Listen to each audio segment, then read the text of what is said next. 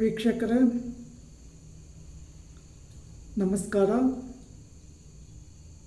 ನಾನು ನಿಮ್ಮ ನಾಗರಾಜ್ ಚೋಳೂರ್, ಪ್ರಖ್ಯಾತ ಜ್ಯೋತಿಷಿ, ವಾಸ್ತು ಹಾಗೂ ಸಂಖ್ಯಾಶಾಸ್ತ್ರಜ್ಞರು ಮಾತನಾಡ್ತಾ ಇರ್ತಕ್ಕಂಥದ್ದು.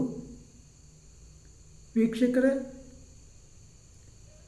ಇವತ್ತಿನ ಸಂಚಿಕೆ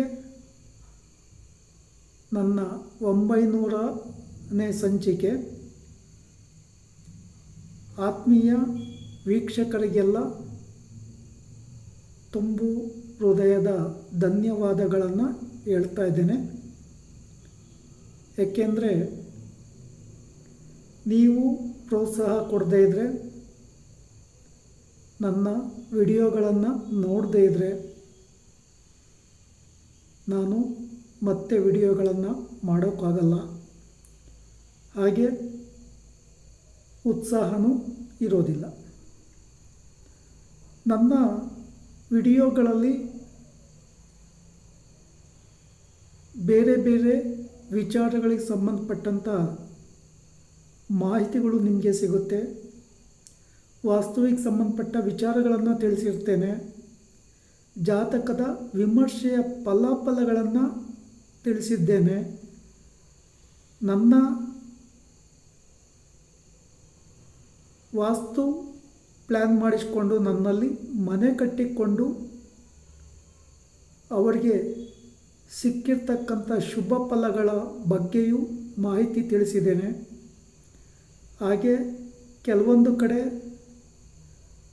ಕೋಟಿ ಖರ್ಚು ಮಾಡಿ ವಾಸ್ತು ತಪ್ಪು ಮಾಡಿಕೊಂಡಿರೋ ಕೆಲವೊಂದು ಪರಿಶೀಲನೆ ಮಾಡಿ ಸಲಹೆ ಮಾರ್ಗದರ್ಶನಗಳನ್ನು ಕೊಟ್ಟಿದ್ದೇನೆ. ಇನ್ನೂ ಕೆಲವೊಂದು ಕಡೆ ಸರಳ ವಾಸ್ತುವನ್ನು ಕಲಿಸಿಕೊಂಡು ಸಾವಿರಾರು ರೂಪಾಯಿಗಳನ್ನು ಕಳ್ಕೊಂಡಿರ್ತಕ್ಕಂಥ ಕಸ್ಟಮರು ನನ್ನ ಹತ್ರ ಭೇಟಿಯಾಗಿದ್ದಾರೆ.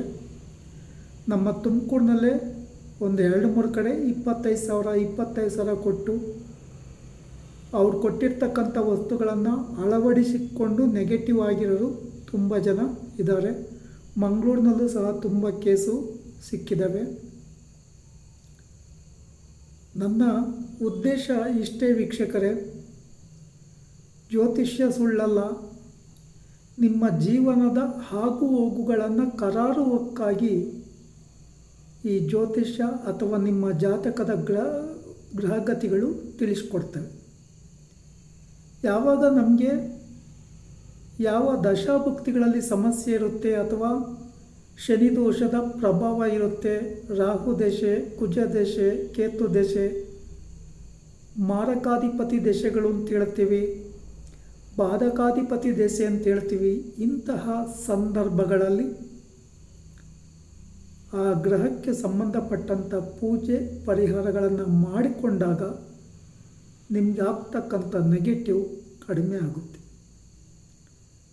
ಕೆಲವೊಂದು ಸಂದರ್ಭಗಳಲ್ಲಿ ಶುಭ ಫಲಗಳು ಟರ್ನ್ ಆಗುವ ಸಾಧ್ಯತೆಗಳು ಹೆಚ್ಚಾಗಿ ಇದೆ. ವೀಕ್ಷಕರೇ, ನಿಮಗೆ ಕೆಲವು ಕಡೆ ಮುಹೂರ್ತಗಳನ್ನು ಕೊಡ್ತಾರೆ. ಆ ಮುಹೂರ್ತಗಳನ್ನು ಕೊಡಬೇಕಾದ್ರೂ ಸಹ ಯಾವ ರೀತಿ ಮುಹೂರ್ತಗಳನ್ನು ಕೊಡಬೇಕು ಅನ್ನೋ ವಿಚಾರಗಳು ಗೊತ್ತಿರೋದಿಲ್ಲ. ಮೊನ್ನೆ ಯಾರೋ ಒಬ್ಬರು ನಮ್ಮ ಕಚೇರಿಲಿ ಶೂನ್ಯ ಮಾಸದಲ್ಲಿ ಮದುವೆ ಮಾಡಿದ್ದಾರೆ. ಗ್ರಹಸ್ಥಿತಿಗಳನ್ನು ಸರಿಯಾಗಿ ಕೊಟ್ಟಿಲ್ಲ. ಅವರು ಈಗ ಅವರ ಮನೆಯವರಿಂದ ತುಂಬ ನೋವು ದುಃಖವನ್ನು ಅನುಭವಿಸ್ತಿದ್ದಾರೆ. ಸಾಲವಳಿಯನ್ನು ಸರಿಯಾಗಿ ನೋಡೋದಿಲ್ಲ. ಕೆಲವು ಸಂದರ್ಭಗಳಲ್ಲಿ ಏನಾಗುತ್ತೆ ಅಂತಂದರೆ, ಮಹಾ ನಕ್ಷತ್ರ ಏನು ದೋಷ ಎಲ್ಲ ಮಾಡ್ಬೋದು ಅಂತಾರೆ. ಈ ಮಹಾ ನಕ್ಷತ್ರ ದೋಷದಿಂದ ಕಷ್ಟ ನಷ್ಟ ಅನುಭವಿಸಿರೋರೇ ತುಂಬ ಜನ ನನ್ನ ವಿಮರ್ಶೆಯಲ್ಲಿ ಸಿಕ್ಕಿದ್ದಾರೆ. ಇನ್ನೊಂದು ವಿಚಾರ ಹೇಳಬೇಕು ಅಂದರೆ, ಬಹುತೇಕವಾಗಿ ಜಾತಕ ವಿಮರ್ಶೆ ಯಾರಿಗೂ ಅಷ್ಟು ಸುಲಭನಾಗಿ ಮಾಡೋಕ್ಕೆ ಆಗೋದಿಲ್ಲ. ಯಾಕೆಂತಂದರೆ ಅದಕ್ಕೆ ಸ್ವಲ್ಪ ಅಧ್ಯಯನ ಬೇಕು. ಸರಿಯಾದ ರೀತಿಯಲ್ಲಿ ವಿಮರ್ಶೆಯನ್ನು ತಿಳಿಸ್ತಕ್ಕಂಥ ಶಕ್ತಿ ಬೇಕು. ಹಾಗೆ ಸಮಸ್ಯೆಗಳು ಅಂತ ಕಂಡಾಗ ಪರಿಹಾರ ತಿಳಿಸ್ತಕ್ಕಂಥ ಮನೋಭಾವ ಇರಬೇಕು. ವೀಕ್ಷಕರೇ, ನನ್ನ ರಿಕ್ವೆಸ್ಟ್ ಇಷ್ಟೇ, ನೀವು ಯಾರಲ್ಲೇ ಮನೆ ವಿಚಾರದ ಬಗ್ಗೆ ಪ್ಲಾನ್ ತೆಗೆದುಕೊಳ್ಳಿ, ಮುಹೂರ್ತ ವಿಚಾರಗಳ ಬಗ್ಗೆ ಮಾಹಿತಿ ತಿಳ್ಕೊಳ್ಳಿ ಅಥವಾ ಜಾತಕವನ್ನು ಮಾಡಿಸಿ ಸರಿಯಾದ ಕ್ರಮದಲ್ಲಿ ಶಾಸ್ತ್ರೋಕ್ತವಾಗಿ ಇದ್ದಾಗ ನಿಮಗೆ ಆ ಫಲಾಫಲಗಳು ಪೂರ್ಣವಾಗಿ ಸಿಗ್ತವೆ. ಕೆಲವು ಸಲ ಜನ್ಮ ನಕ್ಷತ್ರದ ಹೆಸರನ್ನು ಕೊಡಬೇಕಾದ್ರೆ ಒಂದು ನಕ್ಷತ್ರಕ್ಕೆ 4 ಪಾದ ಇರ್ತದೆ. 4 ಪಾದದ ಅಕ್ಷರಗಳನ್ನು ಬರೆದು ಕೊಡ್ತಾರೆ.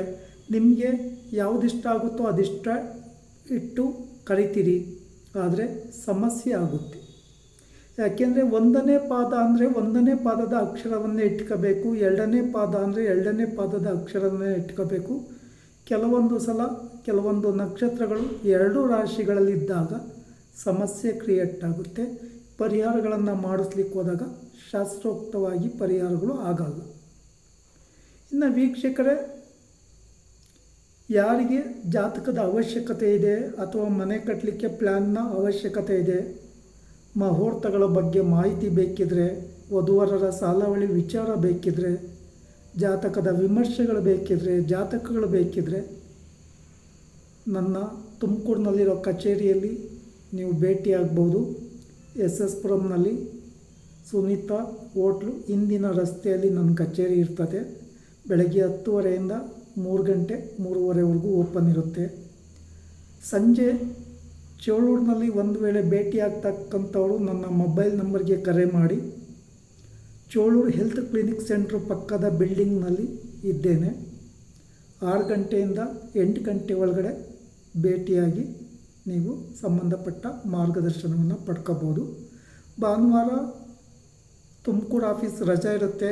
ಚೋಳೂರಿನಲ್ಲಿ 9ರಿಂದ 12 ಬೆಳಿಗ್ಗೆ, ಮಧ್ಯಾಹ್ನ 4ರಿಂದ 8ವರೆಗೆ ಸಂಜೆ ಟೈಮು ಸಿಗ್ತೇನೆ. ಕನ್ಸಲ್ಟ್ ಮಾಡಿ. ಈ ವಿಡಿಯೋ ಇಷ್ಟ ಆಯಿತು ಅಂದರೆ ಲೈಕ್ ಮಾಡಿ, ಶೇರ್ ಮಾಡಿ, ಸಬ್ಸ್ಕ್ರೈಬ್ ಆಗಿ. ನಮಸ್ಕಾರ.